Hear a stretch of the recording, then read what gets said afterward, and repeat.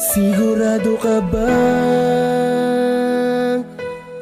ako'y iiwanan mo ng mag-isa?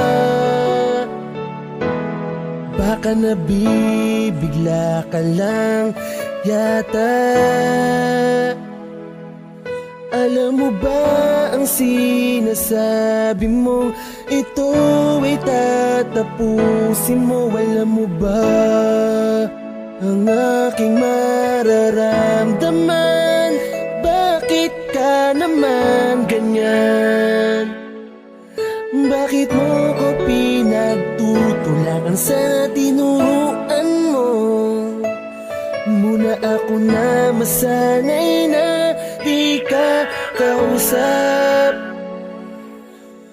Gustuin ko man pero alam kong hindi na maibabalik yung dating ikaw na puro lang paglalambing. Sayang lang mga masasayang alaala natin.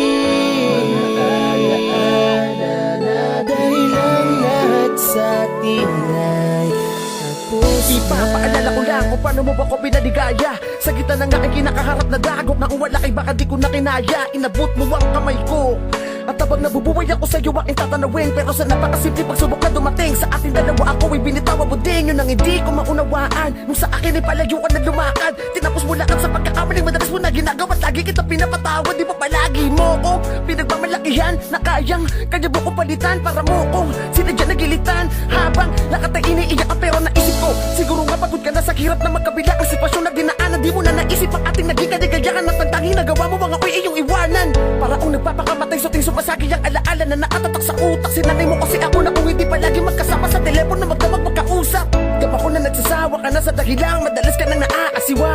Pero kasakit ka man magsalita ni minsan di ko nagawang mga liwa. Sana masayaan na ngayon di na uwaasa na ako ay muli mong mamahalin. Ang marka na iniwanan mo dito sa aking puso pagkaaralan ko ng tanggalin. Hindi na maibabalik yung dating ikaw na puro lang paglalambing. Sayang lang mga masasayang